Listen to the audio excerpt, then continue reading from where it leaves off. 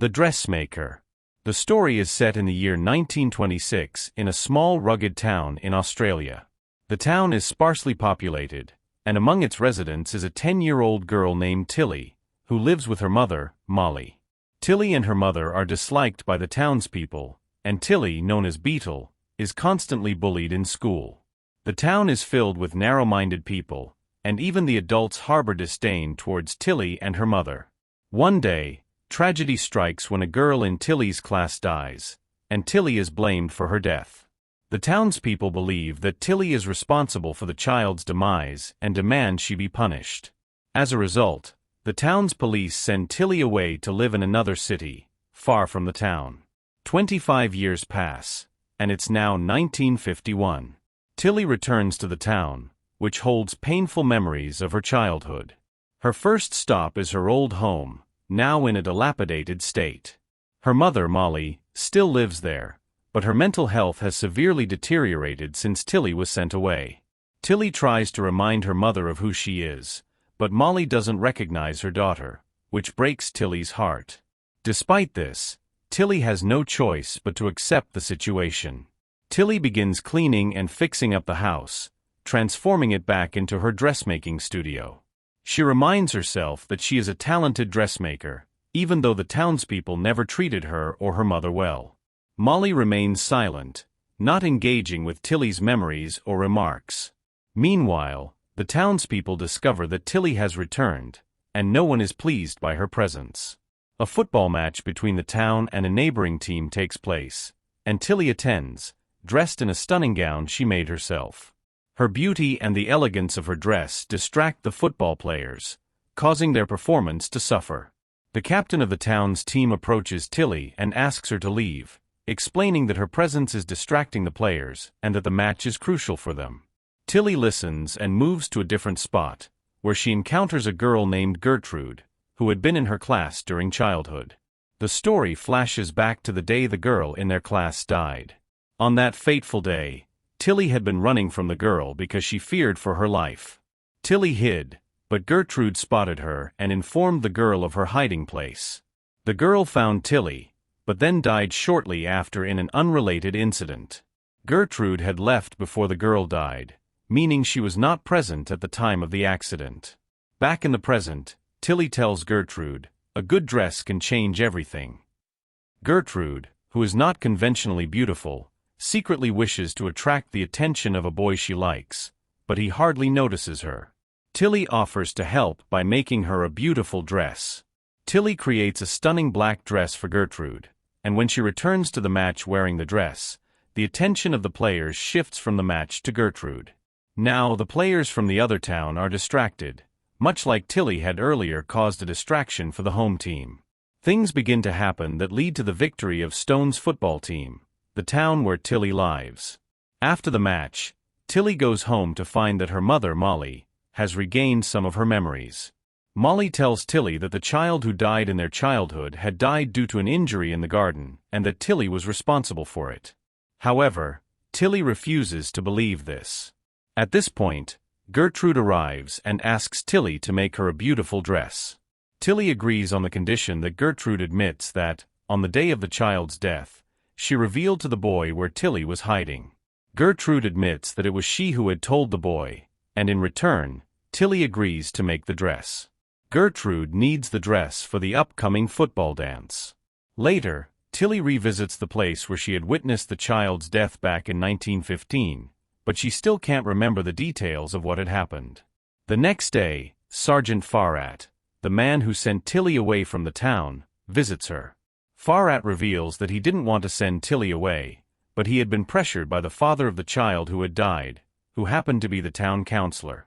Tilly and Farrat reconcile, and any lingering resentment between them dissolves. On the night of the footballers' dance, Gertrude arrives wearing the stunning dress that Tilly has made for her. The boy she likes is captivated by her, and Gertrude looks radiant. Tilly, along with her mother, attends the dance, where she speaks to Teddy, the town's football captain. She tells him that she and her mother will soon be leaving the town for good. Teddy, in response, assures her that wherever she goes, he will find her, revealing that he cares deeply for her. The next morning, Several women from the town come to Tilly, inspired by the beautiful dress Gertrude wore the night before. They all want dresses made by Tilly, and soon her popularity spreads throughout the town. As her reputation as a dressmaker grows, the town councillor becomes increasingly jealous. He is particularly upset because there is already a professional dressmaker in the town, Una, whose work doesn't match the beauty of Tilly's designs. Teddy confesses his love for Tilly, but Tilly, believing herself to be cursed, tells him to stay away. Meanwhile, Gertrude is preparing for her engagement to the boy she has been admiring. Una makes her an engagement dress, but Gertrude hates it. For her, Tilly's dresses are far superior. As Tilly's fame rises, Una's business starts to decline. However, soon enough, the entire town becomes enamored with Tilly's creations again. The wife of the councillor, who had been losing interest in her husband, also approaches Tilly to have a dress made. She believes from the start that Tilly wasn't responsible for her son's death. He had fallen from a tree.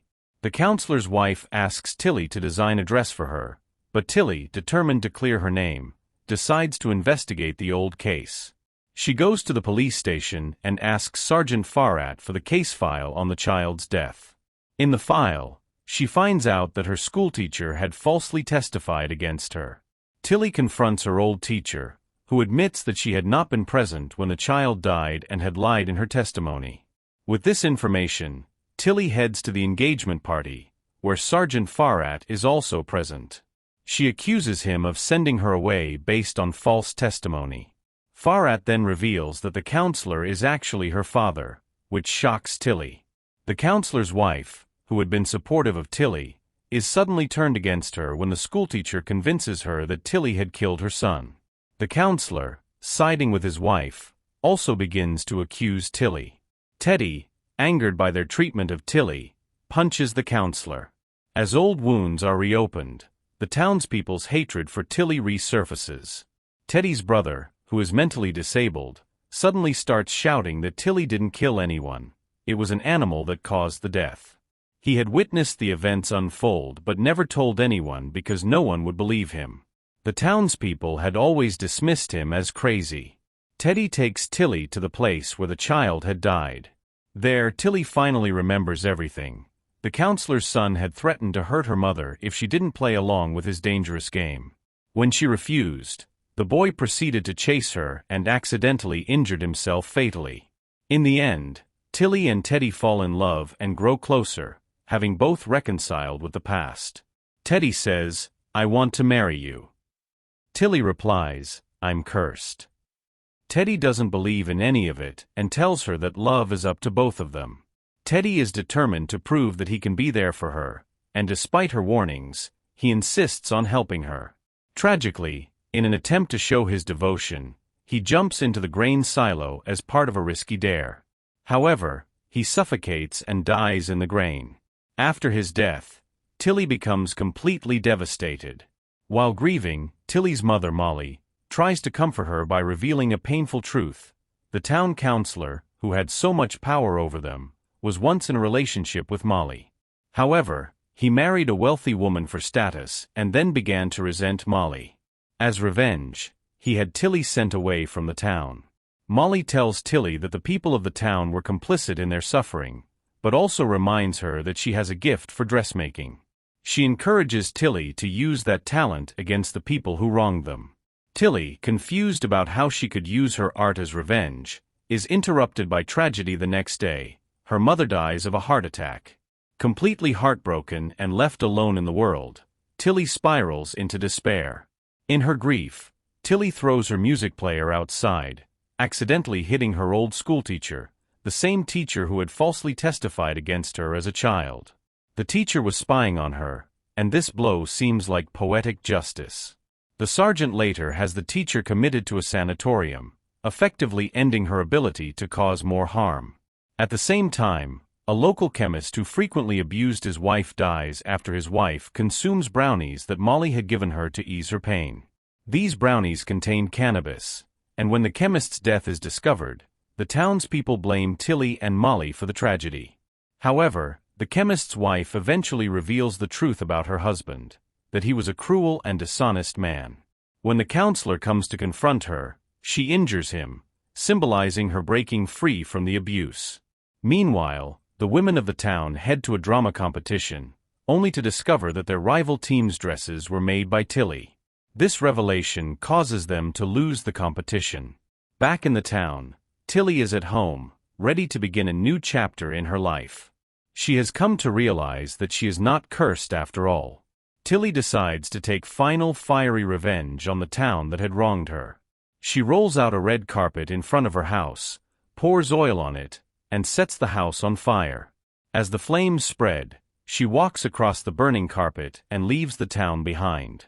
The fire engulfs the entire town.